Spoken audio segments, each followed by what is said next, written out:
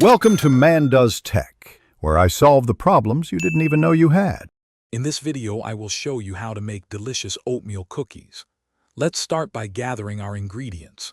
You'll need 1 1/2 cups of all-purpose flour, 1 teaspoon of baking soda, and 1 teaspoon of cinnamon. For the wet components, have 1 cup of softened unsalted butter, 1 cup of packed brown sugar, and 1/2 cup of granulated sugar ready. Also, 2 large eggs, 1 teaspoon of vanilla extract, and 3 cups of old-fashioned rolled oats are essential. Now let's get mixing.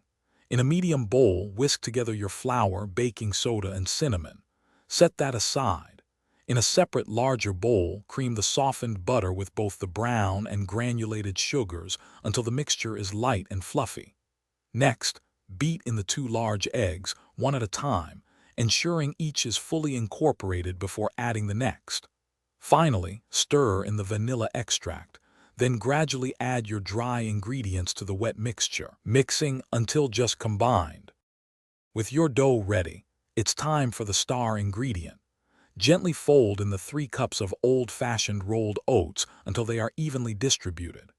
Now, drop rounded tablespoons of dough onto ungreased baking sheets, leaving about 2 inches between each cookie.